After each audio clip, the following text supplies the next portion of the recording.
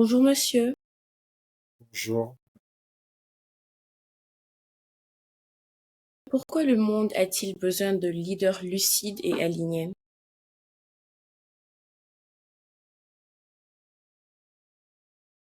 En fait, on a confondu beaucoup de choses. On a confondu leadership et façade. Et les problèmes que nous avons aujourd'hui, dans le fond, c'est moins des problèmes d'environnement, des problèmes de société que des problèmes de leadership. Nous avons un problème de leadership. Dans beaucoup d'organisations, on mesure le leader à sa performance, ce qui est visible, ses résultats financiers. Ou bien, c'est pas ce discours dans des communautés ou bien dans le monde en général, pas ce grand discours, pas ces publications. Mais tout ça, c'est de la façade.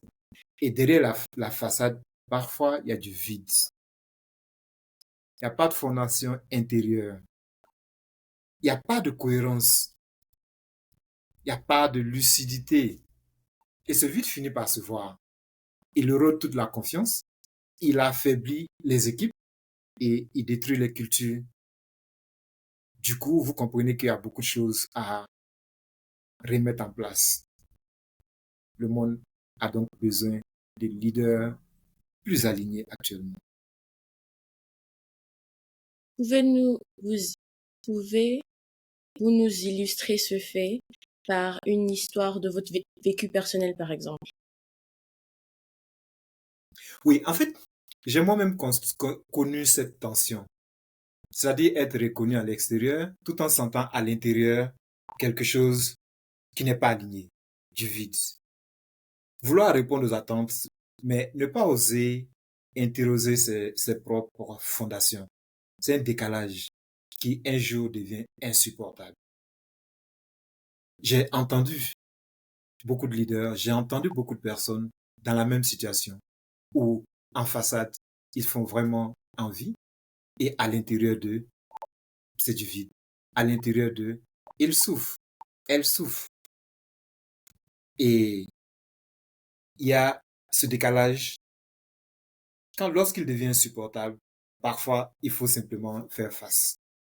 Et c'est ce qui, moi, dans mon cas, m'a amené à faire le chemin. Un chemin exigeant, un chemin vers un leadership plus vrai, plus lucide et plus aligné. Et ce que j'ai appris, c'est ce que je veux partager. Pourquoi avez-vous choisi d'écrire ce livre? En fait, j'ai hésité avant d'écrire ce livre. J'ai beaucoup hésité. Parce que quand vous regardez globalement, on est dans un monde saturé de modèles, de belles paroles.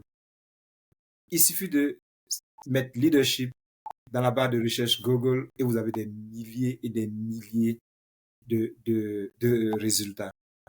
Vous allez dans une bibliothèque en ligne ou physiquement, vous avez de nombreuses techniques, de nombreuses approches du manager, du leader et tout ça. Mais tout ça, ce qu'on oublie, c'est que tout ça, c'est de la vitrine. Toutes ces techniques, toutes ces approches pour haranguer les foules, toutes ces approches pour manipuler les gens, ce sont des façades. Ce qu'il y a à l'intérieur, qu'est-ce qui se passe à l'intérieur du leader? Donc, cet ancrage-là, il ne se construit pas par hasard, il se forge. Il se forge dans la lucidité, dans la confrontation avec soi-même et dans la volonté d'aligner ses actions avec ses valeurs. C'est ce qui me pousse à mon action actuelle. Alors, que proposez-vous par votre livre au lecteur? En fait, ce livre, il a quelque chose de particulier, c'est qu'il ne donne pas des recettes. Il ne dit pas des techniques, ça c'est des techniques de leadership, des techniques de management, des techniques de... Non, c'est pas un livre de techniques, c'est pas un livre de trucs et astuces. C'est pas un livre qui promet de faire de vous un leader en 22 jours. Non, ce n'est pas ce type. Et je ne pense pas que c'est ce type dont on a besoin actuellement. C'est pas ce que ce livre propose, c'est une fabrique. Et cette fabrique-là, c'est un lieu intérieur. Un lieu intérieur et collectif où l'on se façonne.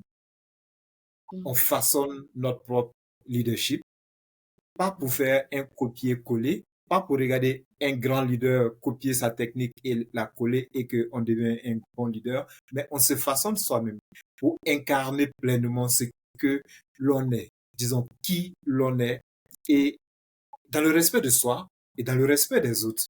C'est un chemin, un parcours. Ce n'est pas un dogme.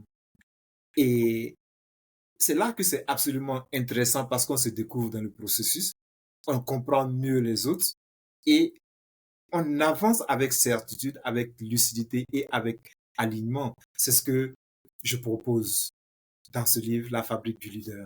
Donc la fabrique du leader, c'est vraiment différent de la majorité, sinon de pratiquement une bonne partie des livres que vous verrez en bibliothèque ou en ligne sur le leadership. Parce qu'ici, il s'agit d'un travail sur soi, pas sur les autres. Merci beaucoup. Avez-vous autre chose à dire à notre audience aujourd'hui?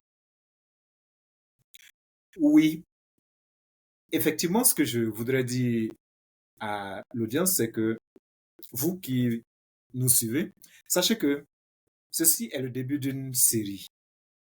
Nous allons parler de leadership. Nous allons parler dans le sens où il s'agit de nous-mêmes, l'intériorité du leader. Pas de règles toutes faites. Il va falloir se rencontrer soi-même, voir clair en soi-même. Donc, je vais t'inviter à voir clair en toi-même. Je vais t'inviter à aligner tes choix parce que devenir leader, ce n'est pas de jouer un rôle. C'est ce qu'il y a en toi profondément, ce que tu vis. Et c'est de ça qu'on va parler. C'est de ça qu'on va parler dans une série de, de, d'émissions de vidéos que nous allons faire qui vont s'articuler bien sûr autour du leadership, de cet aspect interne, mais surtout de l'ouvrage La fabrique du leader. Merci. Merci beaucoup. À la prochaine fois. Merci.